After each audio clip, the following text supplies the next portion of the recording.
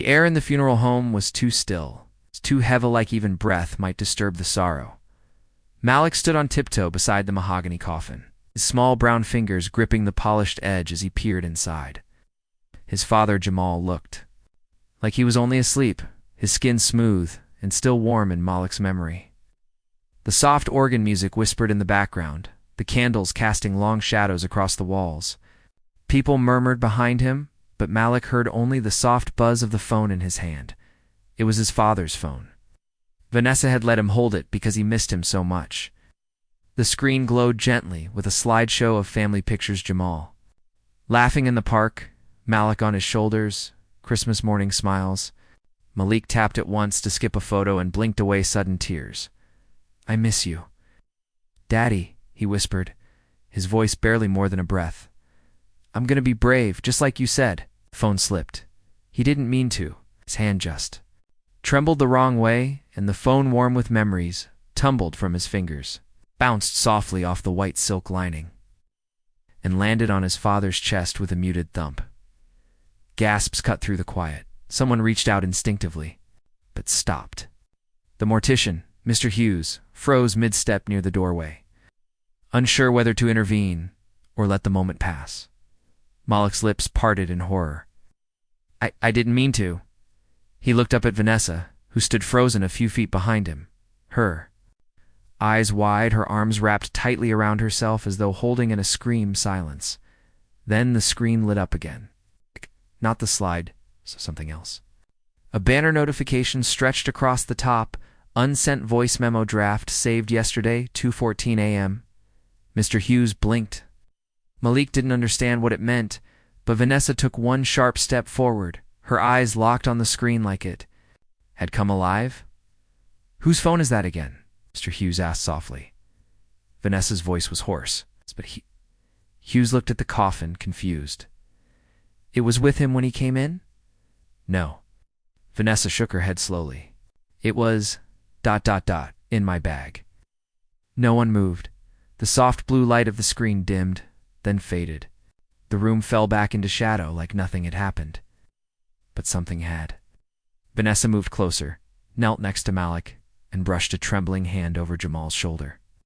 She gently lifted the phone, as if waking a ghost. "I think we should go home now," she whispered, not to anyone in particular. Malik looked up at her. Her face was unreadable, but her hand gripped the phone tightly, as if she'd just caught something falling besides the phone. Something heavier. As they turned to leave, Malik glanced back one last time. He thought he saw his father smile. The house was quiet, except for the ticking of the clock above the stove and the low hum of the refrigerator. Vanessa sat alone at the kitchen table, the phone clutched tightly in her hand. The same phone that had lit up in the coffin. The same phone that now felt heavier than bone. Malik had finally fallen asleep after hours of tossing his small body. Curled under the quilt Jamal's mother had made years ago, Vanessa had sat with him, running her fingers through his curls until his breath steadied. Then, once the silence settled around her, she came downstairs and turned on the phone. Battery was low.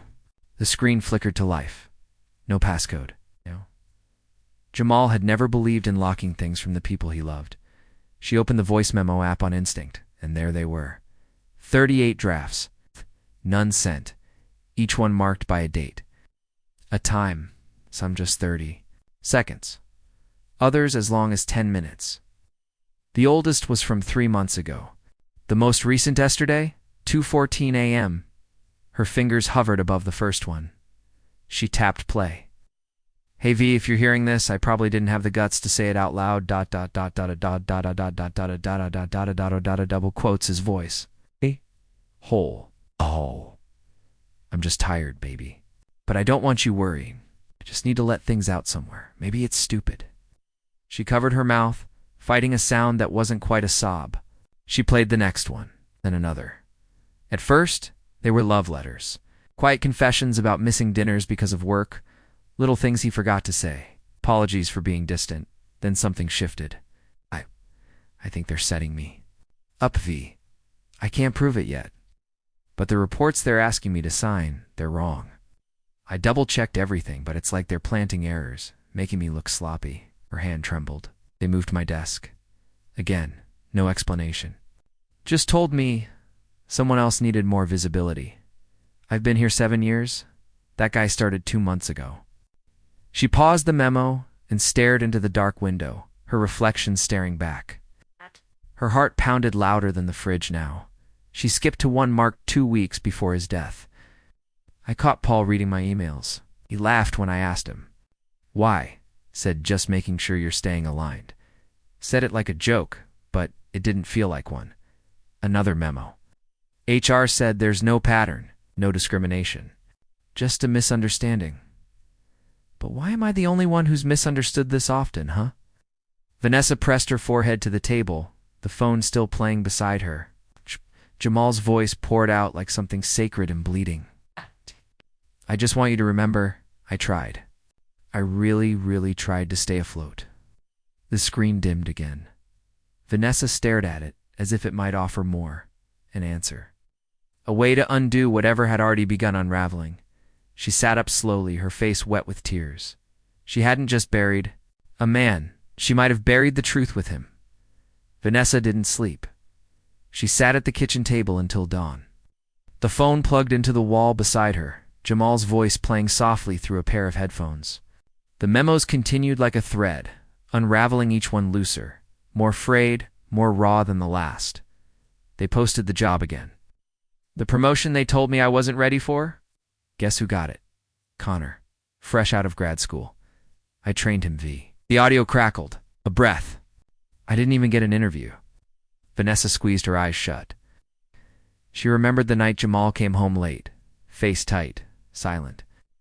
He kissed Malik's forehead, barely touched his dinner, and said only, not tonight. She thought it was exhaustion. She didn't ask. She didn't press. They're calling me aggressive now, because I questioned the new policy. Said I was intimidating the team. But when Brad screams in meetings, they laugh, raise my voice, and suddenly I'm escalating conflict. She could hear him pacing.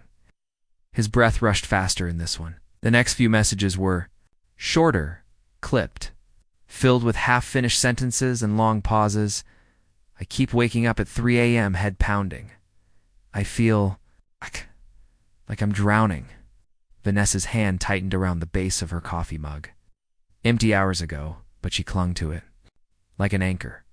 A memory flashed Jamal standing by the sink, rubbing his temples, shoulders slumped, muttering about forgetting something at work. That night he didn't come to bed. She found him asleep on the couch, phone glowing dimly on his chest. I went.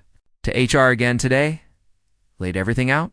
They nodded. Took notes, said they'd look into it. I asked if I should worry. They said, we're here to support you. A hollow laugh. Do you ever hear someone lie to your face so gently? It almost sounds like concern. Each recording weighed more than the last. He hadn't told her. Not like this. Not in full. He had buried it behind his smile, behind his steady voice when he read Malik bedtime stories, behind kisses on her cheek, and don't worry, babe, I'm fine. The final recording was different. No pacing, just breathing. This one doesn't. Send either, maybe it's not meant to, but I feel like I'm slipping. I look in the mirror and don't recognize who I am at this company anymore. I used to believe in what I did. Now I'm just surviving it. Pause. I think they want me to quit. I think they're waiting for me to break. The file ended with silence. That was 5 days before his heart gave out. Vanessa stared out the kitchen window, where dawn painted the sky with streaks of pale gray. The neighborhood was still, peaceful, but inside her chest, storm was forming. All this time, Jamal had carried this weight alone. She'd seen the signs, the migraines, the sleepless nights, the quiet stares, but she hadn't named them. And now, too late. She knew what they were, symptoms of a man slowly being crushed by racism no one else wanted to see. She stood, legs stiff, and walked slowly toward the stairs. She opened the door to Malik's room. He was still asleep, one hand curled beneath his cheek, the other resting on the old toy fire truck Jamal had given him on his 5th birthday. Vanessa watched him for a long time. She knew now that grief had layers, and some layers came long after the burial. She closed the door softly behind her. Already reaching for her phone, there were people who needed to answer for this. Vanessa sat on the back porch steps, staring out into the garden Jamal once tended with quiet pride. The sun was high now, but she felt cold, like something inside her had iced over. Her fingers trembled around her phone, the weight of what she'd heard pressing into her ribs like stone. Why hadn't she seen it? Why hadn't she asked more? The screen still showed Jamal's last memo. The timestamp glared like an accusation, 5 days before. She pressed her palm flat against the phone, trying to will away the guilt. Vanessa looked up. Renee stood by the porch railing, her arms crossed, face creased with concern. She hadn't knocked. She never did. "Out here," Renee said gently. Vanessa tried to smile but failed. "He recorded everything, Ren. He was falling apart, and I didn't see it." Renee sat beside her, close but not touching. You saw it. "You just didn't know what it meant." "I should have known." Renee exhaled slowly, suspected something was wrong. Months ago, the way he looked at dinner that night, like he wanted to scream but didn't have the energy. I almost asked, but ... She trailed off. Vanessa looked at her. "But what?" Renee shook her head. "I didn't want to make it real. And maybe I figured if he wasn't saying it, maybe it wasn't my place." A bitter laugh slipped from Vanessa's lips. "We're all so good at not naming things." Silence. Then Vanessa whispered, "He said in one of the recordings, ... he thought they were waiting for him to break." Renee's jaw clenched. "Sounds like they got what they wanted." "No." Vanessa's voice cracked, but it held. Firm. "No. I'm not letting them frame his death as just a heart attack.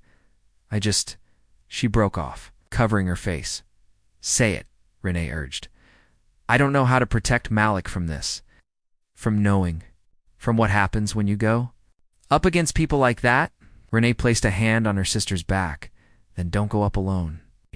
Vanessa turned her face toward her, grief sharp in her eyes, but something else too. Something harder. Resolve. The glass building stood like a mirror, cold, clean, and indifferent. Vanessa sat in the lobby of Jamal's former company, the weight of his phone heavy in her purse. She wore his favorite scarf, the one he always said. Made her look powerful. Her hands were folded tightly in her lap. She had told Renee not to come. This, she needed to do herself. The receptionist smiled too brightly. "They'll be with you shortly." Shortly turned into 20 minutes. When Vanessa was finally ushered into the conference room, it was everything she expected. Knit, neutral, lifeless.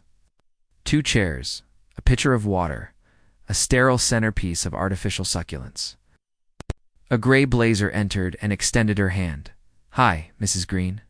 I'm Marissa Trent, Director of HR." Vanessa nodded stiffly.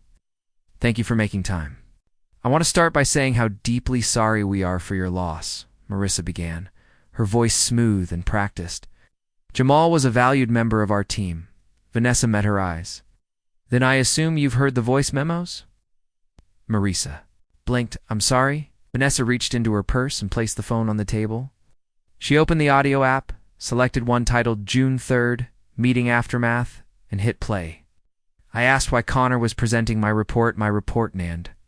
Paul said it was about optics." "Optics. I don't know how many more times I can swallow this crap and smile."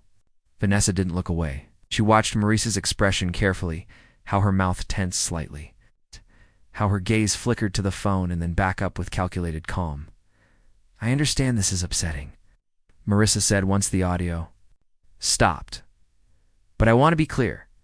We have no formal record of Jamal filing a complaint." "He did file," Vanessa said, voice trembling. "He went to HR. He was told there'd be follow-up. There wasn't." "I'm looking at our system now," Marissa replied, tapping her tablet. "There were informal discussions noted, but nothing that escalated to a formal grievance." "That limits what we're able to." Vanessa stood. "So because he didn't use the right format, none of what he said matters. Please understand, we operate within protocols." "He died," Vanessa snapped. "You understand that, right?" Maurice's face remained still. "Again, I'm very sorry, but without official documentation or a medical report indicating workplace factors, we're not in a position to take further action." Vanessa stared at her. Her pulse roared in her ears. Marissa added gently, Grief can sometimes distort how we interpret events. Perhaps therapy don't. Vanessa's voice cut sharp. Don't you dare turn this into a misunderstanding. She picked up the phone and walked out. Outside, the sun was bright and blinding. She blinked into it, tears welling, but not from sadness this time, from fury. They had erased Jamal while he was alive. She wasn't going to let them erase him in. Death. Vanessa sat quietly in the corner of the therapist's office, watching Malik with cautious curiosity. He was focused on his drawing, his small tongue poking out slightly, just like Jamal's had when he concentrated. Dr. Ellison leaned in gently. Can you tell me about what you're drawing, Malik? He nodded, coloring in the figure at the center. That's Daddy, he said. He's sad. Vanessa leaned forward. Why is he sad, baby? Malik shrugged, still focused on the paper. Because they were mean to him. Who were mean to him? Dr. Ellison asked. Malik paused. Then drew stick figures around Jamal, 4 of them all scowling. The white men from the computer? Vanessa blinked. What do you mean, the computer? Malik looked up. The Zoom meeting. Eddie got yelled at real bad. I was hiding behind the couch. He didn't see me. Dr. Ellison glanced at Vanessa. Gently, Malik added. After they yelled, he just sat there. Then he cried, like ... quiet crying, like he didn't want anybody to know. Vanessa felt her chest tighten. Later that night, after putting Malik to bed, she pulled out Jamal's death certificate and autopsy summary. She'd looked at it once before through tears, but now she read with a different lens. Cause of death: stress-induced cardiomyopathy, contributing factor, hypertension. There was no mention of any heart disease in Jamal's medical history. No family history either. He was 42, fit, and a non-smoker. She remembered how carefully he watched his diet, how he ran twice a week even when work drained him. She read the phrase again, stress-induced. It stared back at her like a quiet accusation. He hadn't collapsed at home. He'd collapsed in the parking garage at work alone, according to the report. Vanessa wondered how long he had been sitting in his car before someone found him. She wondered if the men from the Zoom call had passed him on their way out. None of this felt like chance. She looked again at the autopsy summary. One line stood out now, bright as a warning flare. No external trauma. Internal strain, consistent with extreme psychological stress. She set the paper down, her hands trembling slightly. Her husband had not just died, he had been worn down. The message came late, just after midnight. Vanessa was in bed, staring at the ceiling, the echo of Malik's drawing still haunting her. The phone lit up on the nightstand. Jamal's phone. Unknown number. If this is Vanessa, I need to talk. I worked with Jamal. I didn't know who else to tell. Please don't block me. She stared at it for a long moment. Appeared. I have recordings. Things they said in meetings. I should have spoken up. I didn't. I'm sorry. The next morning, they met at a park across town. Neutral ground. Vanessa recognized him before he reached her mid-30s. His pale skin, nervous eyes, shoulders hunched like he was trying to fold himself into invisibility. Daniel, he said quietly, not offering a handshake. I shouldn't be here. Vanessa kept her voice calm. But you are. He nodded. I didn't know Jamal well, but we were on the same team for over a year. I saw what happened. I didn't stop it. What exactly did you see? Daniel pulled out his phone. His hands shook as he tapped through folders. I started recording meetings on my own phone. At first, just to protect myself, but ... Then I heard what they said about Jamal. He played one clip. A voice laughed. Paul's. Well, Jamal's always so passionate, isn't he? Must be a cultural thing. Another voice joined in. Yeah, he gets real urban when he's upset. Laughter. Vanessa's face didn't move, but her fingers curled into her coat sleeves. Daniel swallowed hard. They sidelined him. Took credit for his work, mocked his ideas. I heard one of them call him the diversity mascot after a client pitch. Why didn't you say anything? She asked, voice low. I was afraid, he admitted. They like me. I blend in. I didn't want to lose that, but after he died and the memo thing came out, I couldn't stop thinking about it. About Him dying alone? Vanessa looked at him. Really looked. This was what guilt looked like when it tried to turn into courage. Will you go on record? She asked. He hesitated, then nodded, eyes heavy. If it helps. Vanessa exhaled slowly, the weight shifting inside her. For the first time, she wasn't holding it alone. They stayed up all night editing. Renee worked the laptop while Vanessa sifted through voice memos, naming each file with care. Daniel had sent over 4 recordings. Vanessa chose the one where Jamal was laughed at for getting to Urban. She clipped it to 30 seconds, just enough to make people listen. The final video opened with Malik. He stood beside Jamal's grave, holding a bouquet of blue hydrangeas. Renee filmed from a distance. Malik placed the flowers gently, then looked into the lens. This is my daddy. He was kind. He made the best pancakes. He worked real hard. They made him cry. Vanessa narrated the rest in a quiet, steady voice. No shouting, no politics. It's just truth. By sunrise, the post was live. Say his name. #Justice for Jamal. She hit upload, then waited. The first hour brought 10 views, then 50. By noon, it passed 1,000. By evening, it passed 20,000. By midnight, 100,000. Vanessa's inbox flooded. Messages came from Black professionals who recognized Jamal's story as their own. From people who had sat in meetings where their ideas were stolen, their tone policed, their presence treated like a favor. One message read, "I don't know your husband, but I know his pain. Thank you for not letting him be forgotten." Vanessa cried quietly in the bathroom, phone pressed to her chest. But not every voice was kind. By the next day, the trolls found her. Maybe he just wasn't good enough. This is why companies don't want to hire you people. Stop blaming racism for everything. One email had no words, just a photo of Jamal's obituary. With a red line through it, Vanessa deleted it, hands shaking. That night, the local news reached out. Then, a national podcast, and a producer from a major streaming service, and then the invitation. A community group was organizing a vigil for racial justice in a downtown plaza. They asked Vanessa to speak. Your voice is what others are afraid to say, the organizer wrote. Vanessa stared at the message for a long time. Later, she stood at the window, watching Malik play with a toy airplane in the yard. Renee joined her, wordless. "Do you think I made it worse?" Vanessa asked. "No," Renee said. "You made it real." Vanessa looked at her sister, the fear still sitting in her stomach like cold stone. But beneath it, something else stirred something. Rooted resolve, she turned back to the window. Malik laughed, holding the plane high like it could reach the sky. "Then I'll speak," she said softly. Renee nodded. "Then we'll stand with you." The plaza was filled with light. Candles flickered. Along the steps, resting in mason jars, cradled in hands, glowing from the laps of strangers. A large photo of Jamal stood on an easel beneath a canopy of string lights, his smile full, radiant, alive. Vanessa stood in the wings, heart pounding, clutching a folded piece of paper. She wasn't sure she'd read it, but she held it anyway.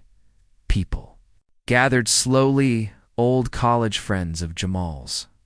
Former co-workers he had mentored, community members who only knew him through Vanessa's video. Some wore shirts that read, "I am not your optics," or #Justice for Jamal.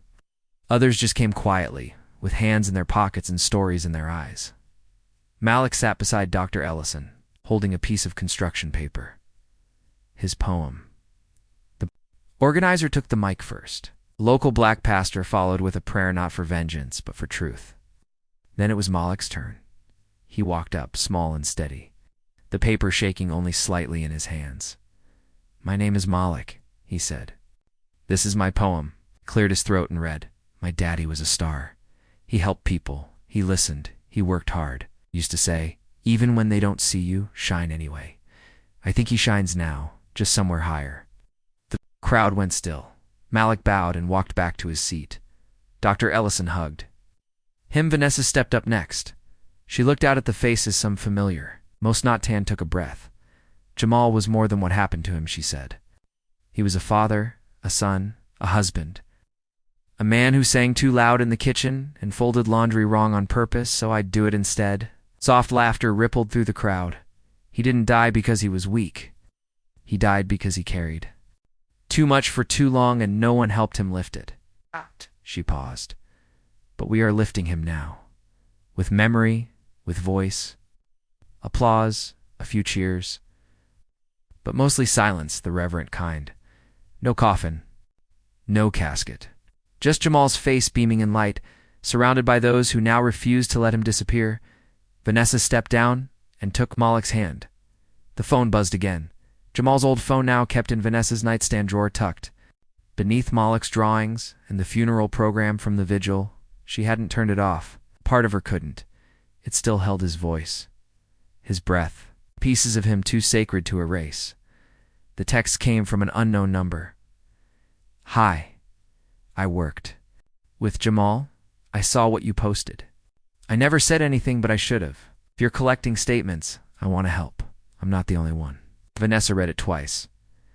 Then again, her throat tightened not from grief, but from something deeper. Proof that Jamal had not imagined it. Proof that the silence was cracking. She typed only 2 words. Thank you. That night, Malik pulled open his own drawer, the one where he kept the phone now, safely wrapped in an old t-shirt that still smelled like his dad. Can I listen to it again? He asked quietly. Vanessa nodded. She watched from the doorway. As Malik pressed play on his favorite voicemail, Jamal's voice filled the room warm. Playful off-key as always. Go to sleep. Little man, close your eyes if you can. Tomorrow you'll fly so high in the sky. ... Malik closed his eyes. The melody wasn't perfect, but it was his. Then came the part he always waited for. We're going to change the world someday, little man. I just know it. The recording ended. Malik didn't say anything, but Vanessa saw the way his shoulders eased, the way his grip loosened on the phone. Kind of peace lived there, now not absence, but presence. She knelt beside him. You okay? He nodded. I think he's still here. She pressed her forehead to his. He is, and he's proud. Outside, the world kept spinning. Headlines came and went. Protests rose and quieted. But inside their home, a different kind of movement had begun a reclaiming of voice, of truth, future. Vanessa sat in the quiet long after Malik had fallen. Asleep, Jamal's voice echoing in her memory. The grief hadn't gone, but now it had somewhere to go, and the phone still rang. Subscribe and press the bell icon so that you never miss the amazing video.